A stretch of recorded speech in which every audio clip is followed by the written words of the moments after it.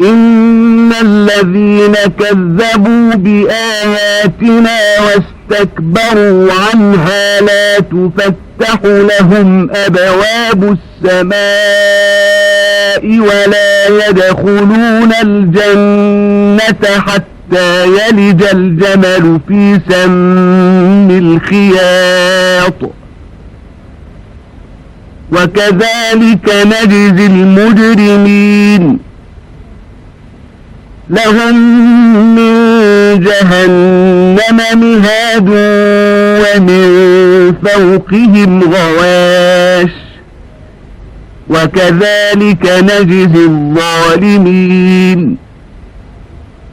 والذين آمنوا وعملوا الصالحات لا نكلف نفسا إلا وسعها أولئك أصحاب الجنة هم فيها خالدون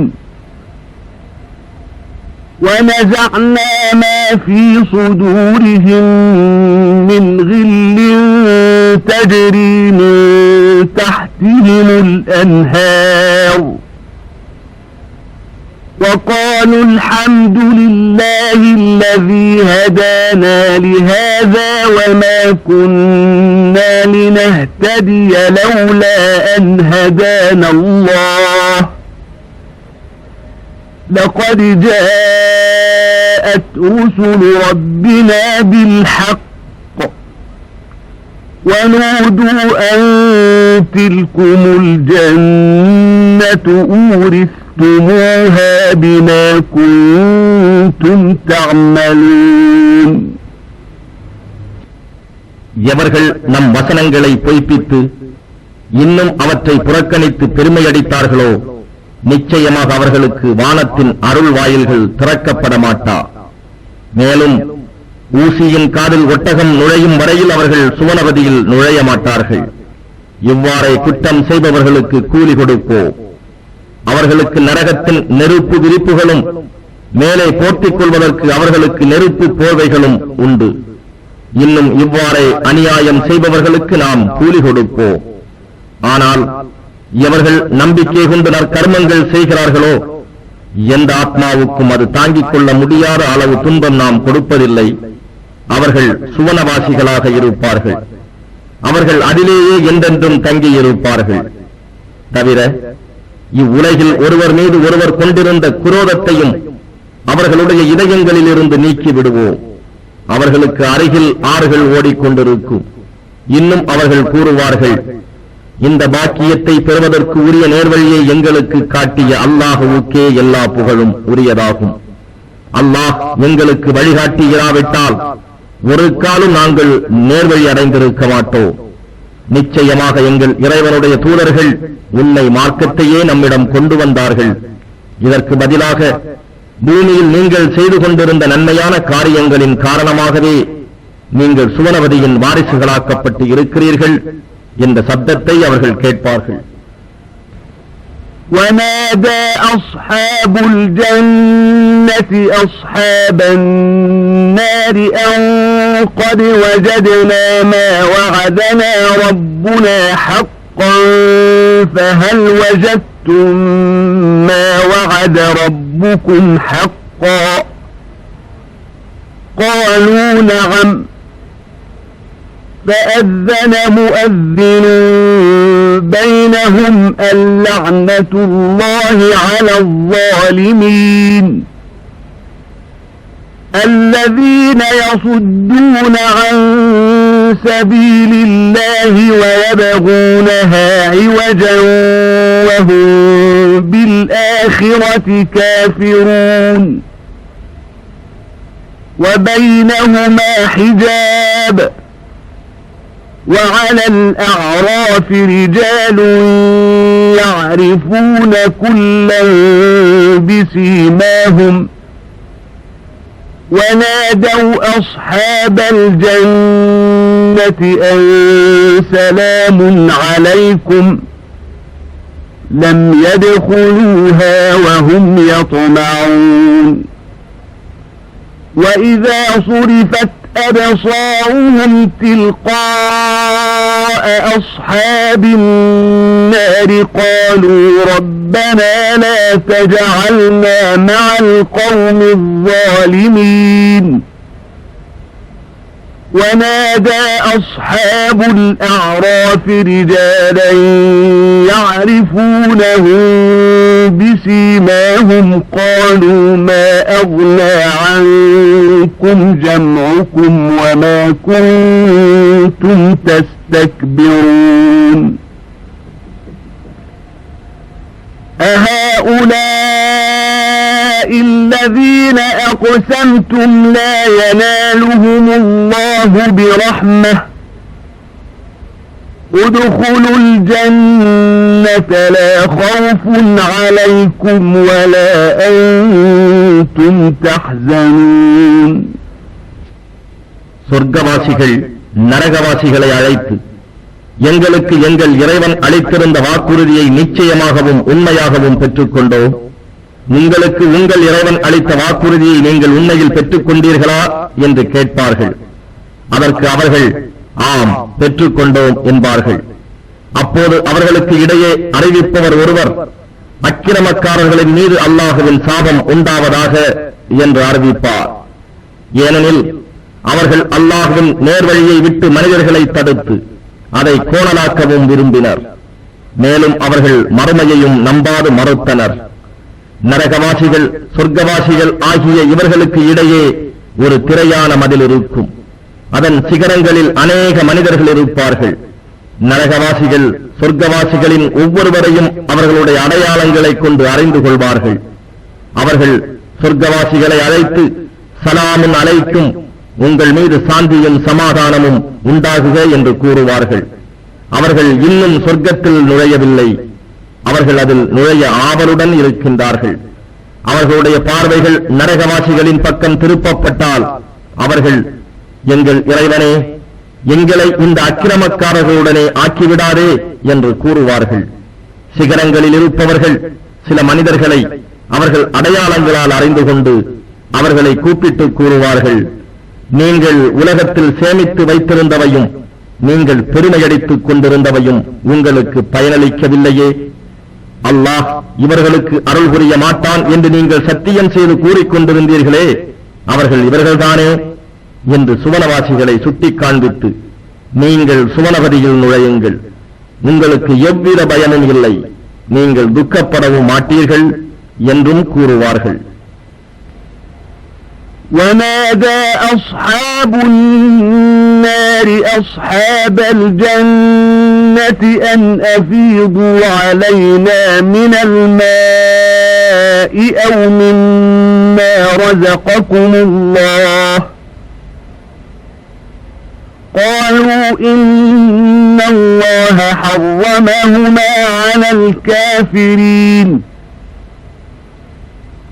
الذين اتخذوا دينهم لهوا ولعبا وغرتهم الحياة الدنيا فاليوم ننساهم كما نسوا لقاء يومهم هذا وما كانوا بآياتنا يجحدون ولقد جئناهم بكتاب فصلناه على علم هدى ورحمة لقوم يؤمنون هل ينظرون إلا تأويله يوم يأتي تأويله يقول الذين نسوه من قبل قد جاءت رسل ربنا بالحق فهل لنا من شفعاء فيشفعوا لنا قد جاءت رسل ربنا بالحق فهل لنا من شفعاء فيشفعوا لنا أو نرد فنعمل غير الذي كنا نعمل قد خسروا أنفسهم وضل عنهم ما كانوا يفترون.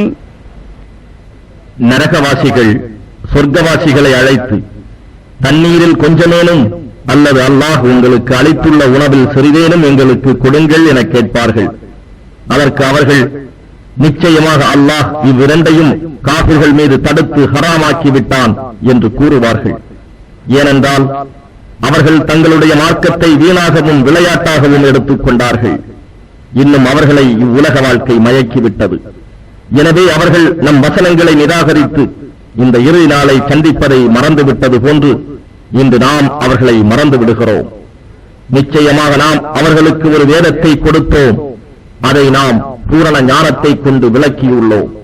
அது நம்பிக்கை கொண்டவர்களுக்கு நேர்வழியாகவும் அருளாகவும் இருக்கிறது. இவர்கள் தங்களுக்கு எச்சரிக்கை செய்யப்பட்டு வந்த இறுதியை அன்றி வேறு எதை எதிர்பார்க்கிறார்கள்?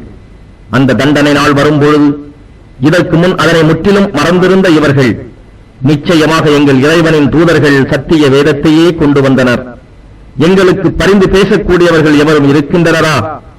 அவ்வாறாயின் அவர்கள் எங்களுக்காக பரிந்து பேசட்டும். அல்லது நாங்கள் உலகத்திற்கு திருப்பி அனுப்பப்படுவோமா?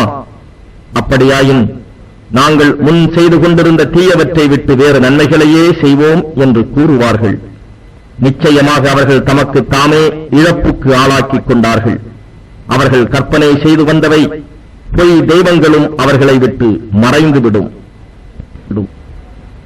إن ربكم الله الذي خلق السماوات والأرض في 6 أيام ثم استوى على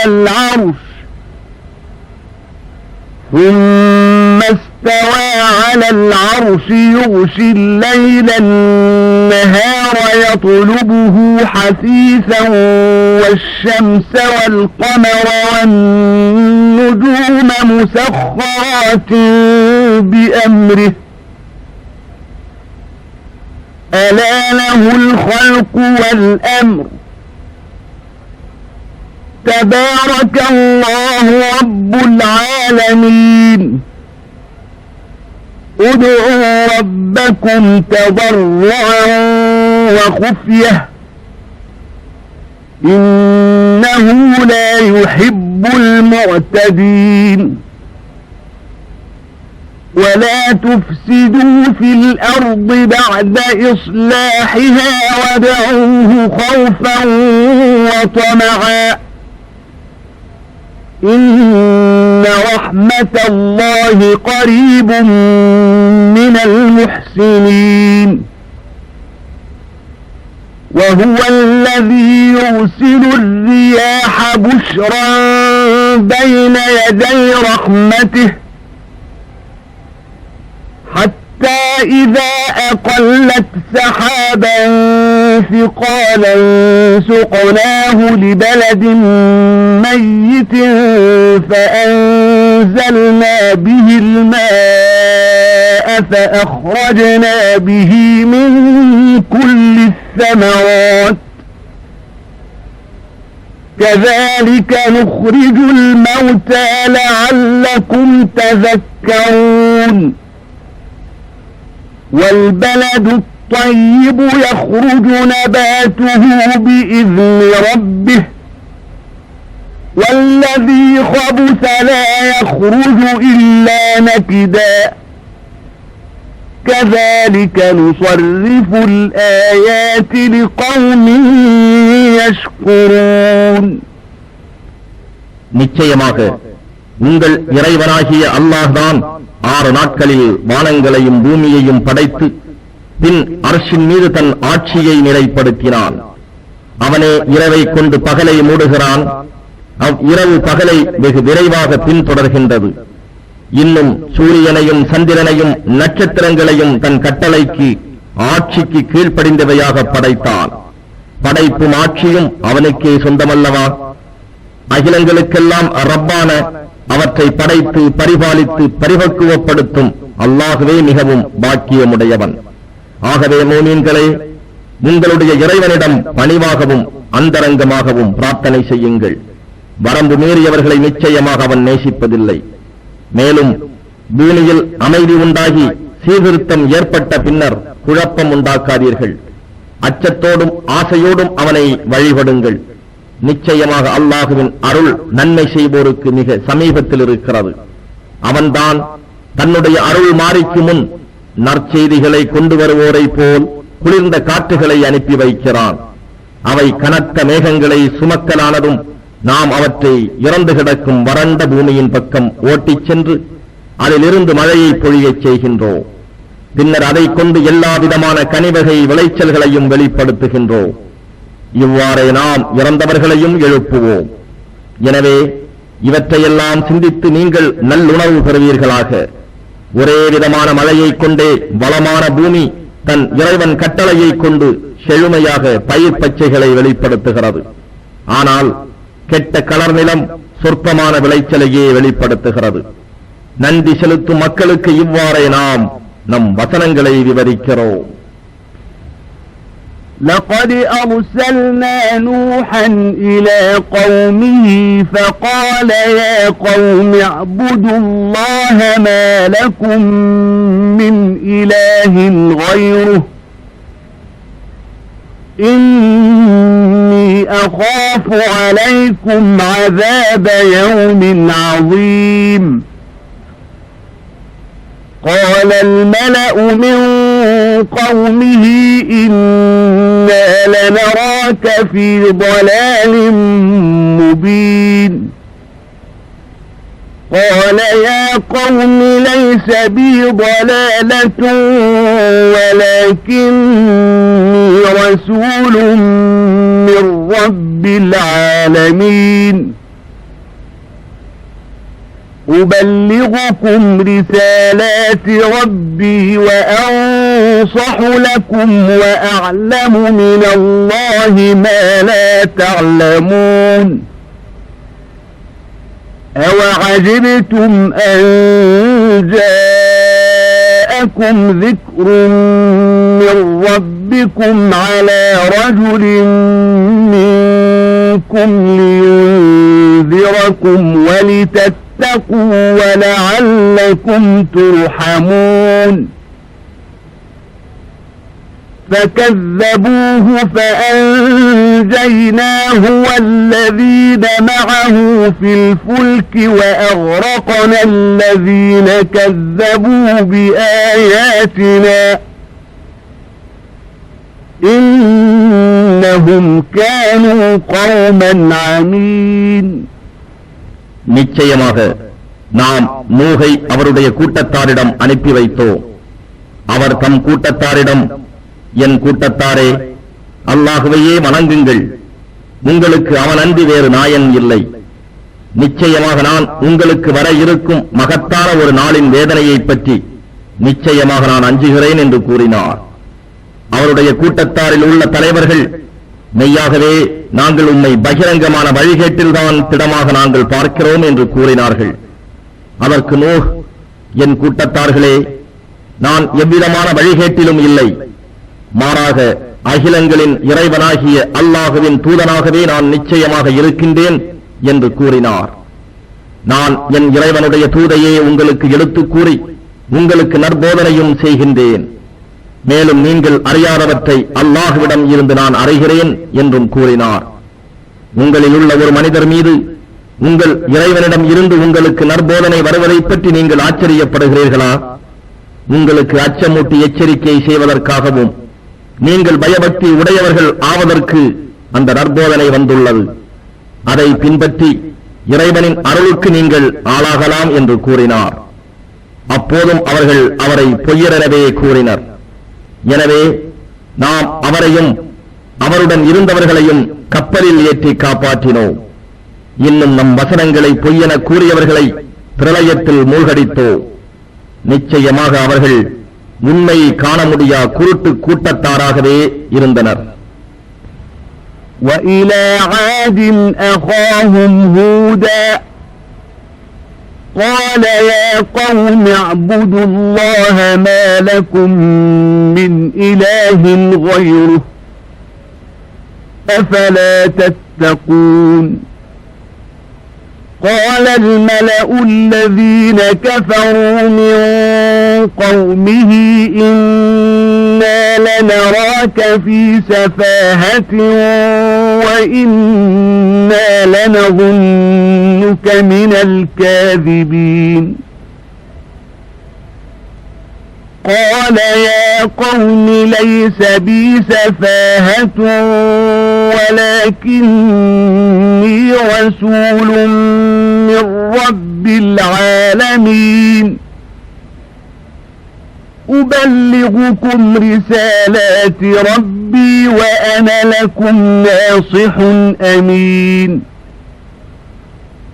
أوعجبتم أن جاءكم ذكر من ربكم على رجل منكم لينذركم واذكروا إذ جعلكم خلفاء من بعد قوم نوح وزادكم في الخلق بسطة فاذكروا آلاء الله لعلكم تفلحون قالوا أجئتنا لنعبد الله وحده ونذر ما كان يعبد آباؤنا فأتنا بما تعدنا إن كنت من الصادقين قال قد وقع عليكم من ربكم رجس وغضب أتجادلونني في أسماء سميتموها أنتم وآباؤكم ما نزل الله بها من سلطان فانتظروا إني معكم من المنتظرين فأنجيناه والذين معه برحمة منا وقطعنا دابر الذين كذبوا بآياتنا وما كانوا مؤمنين இன்னும் ஆத் கூட்டத்தாரிடம் அவர்களுடைய சகோதரர் ஹூதை நபியாக அனுப்பி வைத்தோ அவர் என் சமூகத்தாரே நீங்கள் அல்லாஹ்வையே வணங்குங்கள் அவனை அன்றி உங்களுக்கு வேறு நாயன் இல்லை நீங்கள் அவனுக்கு அஞ்சி பேணி நடக்க வேண்டாமா என்று கேட்டார் அவருடைய சமூகத்தாரில் நிராகரித்தவர்களின் தலைவர்கள் அவரை நோக்கி நிச்சயமாக நாங்கள் உம்மை மடமையில் மூழ்கி கிடப்பவராகவே காண்கின்றோம் மேலும் உம்மை பொய்யர்களில் ஒருவராக கருதுகிறோம் என்று கூறினார்கள் அதற்கு அவர் என் சமூகத்தாரே மடமை என்னிடம் இல்லை மாறாக அகிலங்களின் இறைவனாகிய அல்லாஹுவின் தூதனாவேன் என்று கூறினார் நான் என் இறைவனுடைய தூதையே உங்களிடம் எடுத்துக் கூறுகிறேன் மேலும் நான் உங்களுக்கு நம்பிக்கையான உபதேசியாகவும் இருக்கின்றேன் என்றும் கூறினார் உங்களுக்கு அச்சமூட்டி எச்சரிக்கை செய்வதற்காக உங்களில் உள்ள ஒரு மனிதருக்கு உங்கள் இறைவனிடம் இருந்து நற்போதனை வந்துள்ளது பற்றி நீங்கள் ஆச்சரியப்படுகிறீர்களா நூஹுடைய சமூகத்தாருக்கு பின்னர் அவன் உங்களை பூமியில் பிரதிநிதிகளாக்கி வைத்து எல்லா மக்களையும் விட உங்களுக்கு வலிமையாலும் அதிக உயர்வை கொடுத்ததை நினைவு கூறுங்கள் எனவே அல்லாஹுவின் அருட்கொடைகளை எல்லாம் நினைத்து பாருங்கள் நீங்கள் வெற்றி பெறுவீர்கள் என்றும் கூறினார் அதற்கு அவர்கள் எங்கள் மூதாதையர்கள் வழிபட்ட தெய்வங்களை விட்டுவிட்டு அல்லாஹ் ஒருவனையே வணங்க வேண்டும் என்பதற்காகவா நீர் எங்களிடம் வந்திருக்கிறீர் நீர் உண்மையாளராக இருந்தால் நீர் அச்சுறுத்துவதை என்னிடம் கொண்டு வாரும் என்று கூறினார்கள் அதற்கு அவர் உங்களுடைய இறைவனின் கோபமும் வேதனையும் உங்களுக்கு ஏற்பட்டு விட்டன நீங்களும் உங்களுடைய முன்னோர்களும் ஆண்டவர்கள் என ஏற்படுத்திக் கொண்டவற்றின் பெயர்களை பற்றியா நீங்கள் என்னிடம் வாதம் செய்கின்றீர்கள் இதற்கு எந்த ஓர் ஆதாரத்தையும் அல்லாஹ் உங்களுக்கு இறக்கி வைக்கவில்லை எனவே உங்கள் வேதனையை நீங்கள் எதிர்பார்த்துக் கொண்டிருங்கள் நிச்சயமாக நானும் உங்களோடு எதிர்பார்த்துக் கொண்டிருக்கிறேன் என்று கூறினார் ஆகவே நாம் அவரையும் அவருடன் இருந்தவர்களையும் நம்முடைய அருளைக் கொண்டு காப்பாற்றினோம். நம் வசனங்களை பொய்யென கூறி நம்பிக்கை கொள்ளாமல் இருந்தவர்களை நாம் வேறறுத்து விட்டோம். وَإِلَى ثَمُودَ أَخَاهُمْ صَالِحًا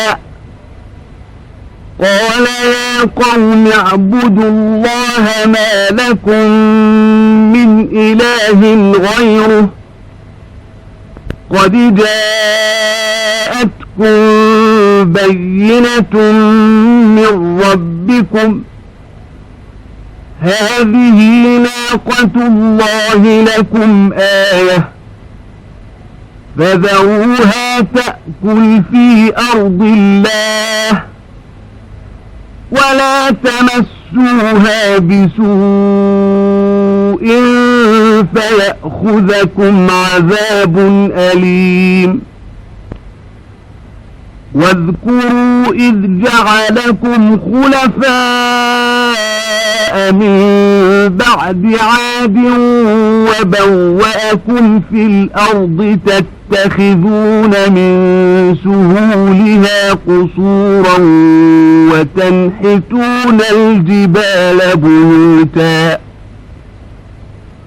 فاذكروا آلاء الله ولا تعثوا في الأرض مفسدين قال الملأ الذين استكبروا من قومه للذين استضعفوا لمن آمن منهم أتعلمون أن صالحا مرسل من ربه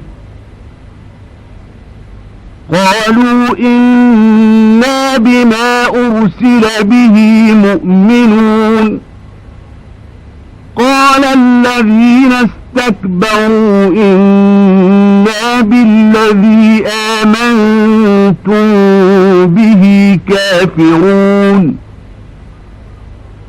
فعقروا الناقة وعتوا عن أمر ربهم وقالوا يا صالح ائتنا بما تعدنا إن كنت من المرسلين فأخذتهم الرجفة فأصبحوا في دارهم جاثمين فتولى عنهم وقال يا قوم لقد أبلغتكم رسالة ربي ونصحت لكم ولكن لا تحبون الناصحين. ஜமூது கூட்டத்தாரிடம் அவர்கள் சகோதரராகிய சாலிஹை நம் தூதராக அனுப்பி வைத்தோ. அவர் அவர்களை நோக்கி, என் சமூகத்தார்களே, அல்லாஹுவையே வணங்குங்கள், அவனன்றி உங்களுக்கு வேறு நாயன் இல்லை. இதற்காக நிச்சயமாக உங்களுக்கு உங்கள் இறைவனிடம் இருந்து ஒரு தெளிவான அத்தாட்சியும் வந்துள்ளது. அல்லாஹுடைய இந்த ஒட்டகமானது உங்களுக்கு ஓர் அத்தாட்சியாக வந்துள்ளது. எனவே இதை அல்லாஹுவின் பூமியில் தடையேதும் இன்றி மேய விடுங்கள். அதை எத்தகைய தீங்கும் கொண்டு தீண்டாதீர்கள். அப்படி செய்தால் உங்களை நோவினை செய்யும் கடும் வேதனை பிடித்துக் கொள்ளும் என்று கூறினார். இன்னும் நினைவு கூறுங்கள், ஆறு கூட்டத்தாருக்கு பின் உங்களை பூமியில் தன் பிரதிநிதிகளாக்கி வைத்தான். உங்களுக்கு பூமியில் குடியிருப்புகளை கொடுத்தான். அதன் சமவெளிகளில் நீங்கள் மாளிகைகளை கட்டியும் மலைகளை குடைந்து வீடுகளை அமைத்தும் கொள்கிறீர்கள். ஆகவே நீங்கள் அல்லாஹுவின் இந்த அருட்கொடைகளை நினைவு கூறுங்கள். பூமியில் குழப்பம் செய்பவர்களாக கெட்டு அலையாதீர்கள் என்றும் கூறினார். அவருடைய சமூகத்தாரில் ஈமான் கொள்ளாமல் பெருமையடித்துக் கொண்டிருந்த தலைவர்கள் அவர்களில் ஈமான் கொண்டிருந்த ஏழை மக்களை நோக்கி, நிச்சயமாக சாலிஹ் அவருடைய இறைவனிடம் இருந்து அனுப்பப்பட்ட தூதர் என நீங்கள் உறுதியாக அறிவீர்களோ என கேட்டார்கள். அதற்கு அவர்கள், நிச்சயமாக நாங்கள் அவர் மூலம் அனுப்பப்பட்ட தூதை நாங்கள் நம்புகிறோம் என்று பதில் கூறினார்கள். அதற்கு பெருமையடித்துக் கொண்டிருந்தவர்கள், நீங்கள் எதை நம்புகின்றீர்களோ அதை நாங்கள் நிராகரிக்கின்றோம் என்று கூறினார்கள். பின்னர் அவர்கள் அந்த ஒட்டகத்தை அறுத்து தம் இறைவனின் கட்டளையை மீறினர். இன்னும் அவர்கள் சாலிஹை நோக்கி, சாலிஹே, நீர் இறைவனின் தூதராக இருந்தால் நீர் அச்சுறுத்துவதை எம்மிடம் கொண்டு வாரும் என்று கூறினார்கள். எனவே முன்னர் எச்சரிக்கப்பட்டவாறு அவர்களை பூகம்பம் பிடித்துக் கொண்டது. அதனால் அவர்கள் காலையில் தம் வீடுகளிலேயே இறந்து அழிந்து கிடந்தனர். அப்பொழுது சாலிஹ் அவர்களை விட்டு விலகிக் கொண்டார். மேலும், என்னுடைய சமூகத்தாரே, மெய்யாகவே நான் உங்களுக்கு என் இறைவனுடைய தூதை எடுத்துக் கூறி உங்களுக்கு நற்போதனையும் செய்தேன். ஆனால் நீங்கள் நற்போதனையாளர்களை நேசிப்பவர்களாக இல்லை என்று கூறினார். وَلُوطًا إِذْ قَالَ لِقَوْمِهِ أَتَأْتُونَ الْفَاحِشَةَ مَا سَبَقَكُم بِهَا مِنْ أَحَدٍ مِنَ الْعَالَمِينَ إِنَّكُمْ لَتَأْتُونَ الرِّجَالَ شَهْوَةً مِنْ دُونِ النِّسَاءِ بل أنتم قوم مسرفون وما كان جواب قومه إلا أن قالوا أخرجوهم من قريتكم إنهم أناس يتطهرون فأنجيناه وأهله إلا امرأته كانت من الغابرين وأمطرنا عليهم مطرا فانظر كيف كان عاقبة المجرمين. மேலும் லூத்தை அவர் சமூகத்தாரிடையே நபியாக அனுப்பினோம். அவர் தம் சமூகத்தாரிடம் கூறினார், உலகத்தில் எவருமே உங்களுக்கு முன் செய்திராத மானக்கேடான ஒரு செயலை செய்யவா முனைந்தீர்கள்? மெய்யாக நீங்கள் பெண்களை விட்டுவிட்டு ஆண்களிடம் காம இச்சையை தணித்துக் கொள்ள வருகிறீர்கள். நீங்கள் வரம்பு மீறும் சமூகத்தாராகவே இருக்கின்றீர்கள். அதற்கு அக்கூட்டத்தாரின் பதில், இவர்களை உங்கள் ஊரை விட்டு வெளியேற்றி விடுங்கள். நிச்சயமாக இவர்கள் பரிசுத்தமான மனிதர்களாகி விடலாம் என நினைக்கின்றார்கள் என்பதை தவிர வேறில்லை. எனவே நாம் அவரையும் அவருடைய மனைவியை தவிர அவர் குடும்பத்தாரையும் காப்பாற்றினோம். அவள் அவரை பின்பற்றாதோரில் ஒருத்தியாக பின்தங்கிவிட்டாள். இன்னும் நாம் அவர்கள் மீது கல்மாரியை பொழியச் செய்து அவர்களை அழித்தோம். ஆகவே குற்றவாளிகளின் இறுதி முடிவு என்ன ஆயிற்று என்று நபியே நீர் நோக்குவீராக. وَإِلَى مَدْيَنَ أَخَاهُمْ شُعَيْبًا قَالَ يَا قَوْمِ اعْبُدُوا اللَّهَ مَا لَكُمْ مِنْ إِلَٰهٍ غَيْرُهُ قَدْ جَاءَتْكُمْ بَيِّنَةٌ مِّن رَّبِّكُمْ فأوفوا الكيل والميزان ولا تبخسوا الناس أشياءهم ولا تفسدوا في الأرض بعد إصلاحها ذلكم خير لكم إن كنتم مؤمنين ولا تقعدوا بكل صراط توعدون وتصدون عن سبيل الله من آمن به وتبغونها عوجا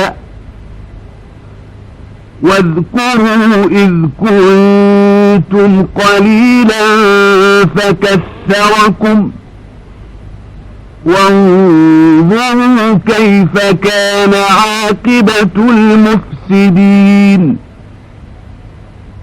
وإن كان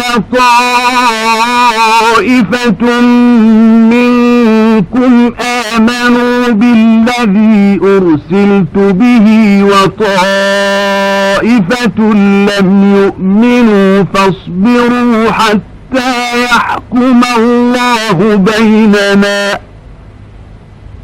وهو خير الحاكمين. மதியன் நகரவாசிகளிடம் அவர்களுடைய சகோதரராகிய ஷுஐபை நம் தூதராக அனுப்பி வைத்தோம். அவர் தம் கூட்டத்தாரை நோக்கி, என் சமூகத்தார்களே, அல்லாஹ்வையே வணங்குங்கள், அவன் அன்றி உங்களுக்கு வேறு நாயன் இல்லை. நிச்சயமாக உங்களுக்கு உங்கள் இறைவனிடம் இருந்து ஒரு தெளிவான அத்தாட்சியும் வந்துள்ளது. அளவை முழுமையாக அளந்து எடையை சரியாக நிறுத்திக் கொடுங்கள். மனிதர்களுக்கு அவர்களுக்கு உரிய பொருட்களை கொடுப்பதில் குறைத்து விடாதீர்கள். பூமியில் அமைதி உண்டாக சீர்திருத்தம் ஏற்பட்ட பின்னர் குழப்பம் உண்டாக்காதீர்கள். நீங்கள் மூமீன்களாக இருந்தால் இதுவே உங்களுக்கு நன்மையாக இருக்கும் என்று கூறினார். மேலும் நீங்கள் ஒவ்வொரு வழியிலும் உட்கார்ந்து கொண்டு அல்லாஹுவின் மீது ஈமான் கொண்டவர்களை பயமுறுத்தி அவர்களை அல்லாஹுவின் பாதையை விட்டு தடுத்து அதில் கோணலை உண்டு பண்ணாதீர்கள்.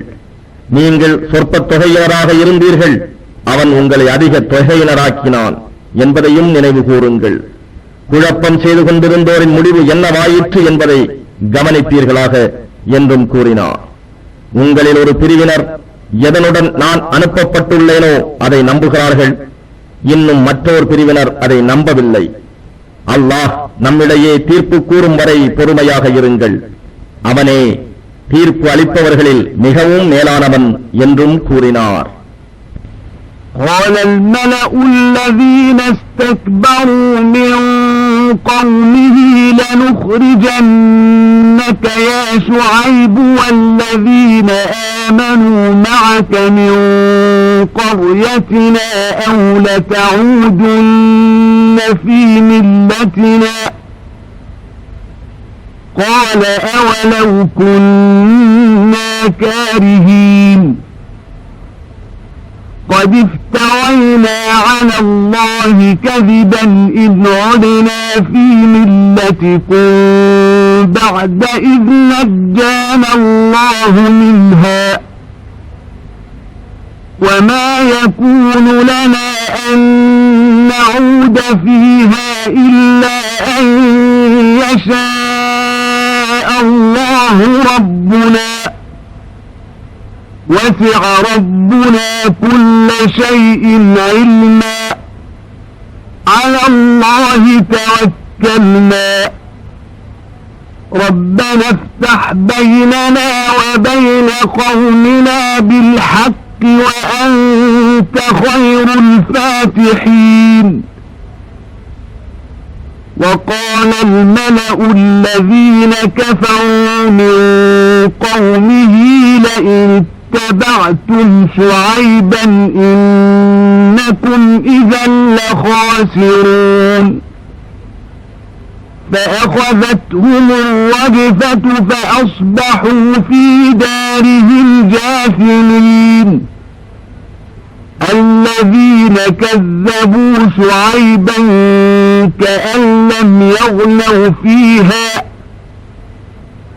الذين كذبوا شعيبا كانوا هم الخاسرين فتولى عنهم وقال يا قوم لقد أبلغتكم رسالات ربي ونصحت لكم فكيف آسى على قوم كافرين அவருடைய சமூகத்தினரில் பெருமையடித்துக் கொண்டிருந்த தலைவர்கள் அவரை நோக்கி, ஷுஐபே, உம்மையும் உம்முடன் ஈமான் கொண்டவர்களையும் நிச்சயமாக நாங்கள் எங்கள் ஊரை விட்டே வெளியேற்றி விடுவோம், அல்லது நீர் எங்கள் மார்க்கத்திற்கு திரும்பிவிட வேண்டும் என்று கூறினார்கள். அதற்கு அவர், நாங்கள் உங்கள் மார்க்கத்தை வெறுப்பவர்களாக இருந்தாலுமா என்று கேட்டார். உங்கள் மார்க்கத்தை விட்டு அல்லாஹ் எங்களை காப்பாற்றி விட்டபின் உங்கள் மார்க்கத்திற்கு நாங்கள் திரும்பினால் நிச்சயமாக நாங்கள் அல்லாஹுவின் மீது பொய் கற்பனை செய்தவர்களாகி விடுவோம். எங்கள் இறைவனாகிய அல்லாஹ் நாடினால் அன்றி நாங்கள் அதற்கு திரும்பவே மாட்டோம். எங்கள் இறைவன் தன் ஞானத்தால் எல்லா பொருட்களையும் சூழ்ந்திருக்கின்றான். அல்லாஹுவின் மீதே நாங்கள் பரிபூரண நம்பிக்கை வைத்துள்ளோம் என்று கூறி, எங்கள் இறைவா, எங்களுக்கும் எங்கள் கூட்டத்தாருக்கும் இடையே நியாயமான தீர்ப்பு வழங்குவாயாக, தீர்ப்பு அளிப்பவர்களில் நீயே மிகவும் மேலானவன் என்றும் பிரார்த்தித்தார். அவருடைய சமூகத்தாரில் காபிராய் இருந்தவர்களின் தலைவர்கள் மற்றவர்களை நோக்கி, நீங்கள் ஷுஐபை பின்பற்றுவீர்களானால் நிச்சயமாக நீங்கள் நஷ்டமடைந்தவர்களாகி விடுவீர்கள் என்று கூறினார். ஆகவே அவர்களை பூகம்பம் பிடித்துக் கொண்டது. அதனால் அவர்கள் காலையில் தம் வீடுகளில் இறந்து அழிந்து கிடந்தனர். ஷுஐபை பொய்ப்பித்தவர்கள் அவர்கள் தம் வீடுகளில் ஒருபொழுதும் வாழ்ந்திராதவர்களைப் போல் ஆகிவிட்டனர். ஷுஐபை பொய்ப்பித்தவர்கள் முற்றிலும் நஷ்டமடைந்தவர்களாகிவிட்டார்கள். இதனால் ஷுஐபு அவர்களை விட்டு விலகிக் கொண்டார். மேலும், என் சமூகத்தவர்களே, மெய்யாகவே நான் உங்களுக்கு என் இறைவனுடைய தூதை எடுத்துக் கூறி வந்தேன். உங்களுக்கு நற்போதனையும் செய்தேன். ஆனால் நிராகரிக்கும் மக்களுக்காக நான் எவ்வாறு கவலைப்படுவேன் என்று அவர் கூறினார். وَمَا أَرْسَلْنَا فِي قَرْيَةٍ مِّن نَّبِيٍّ إِلَّا أَخَذْنَا أَهْلَهَا بِالْبَأْسَاءِ وَالضَّرَّاءِ لَعَلَّهُمْ يَضَّرَّعُونَ ثُمَّ بَدَّلْنَا مَكَانَ السَّيِّئَةِ الْحَسَنَةَ حَتَّى عَفَوْا وَقَالُوا قَدْ مَسَّ آبَاءَنَا الضَّرَّاءُ وَالسَّرَّاءُ فَأَخَذْنَاهُم بَغْتَةً وَهُمْ لَا يَشْعُرُونَ وَلَوْ أَنَّ أَهْلَ الْقُرَىٰ آمَنُوا وَاتَّقَوْا لَفَتَحْنَا عَلَيْهِم بَرَكَاتٍ مِّنَ السَّمَاءِ وَالْأَرْضِ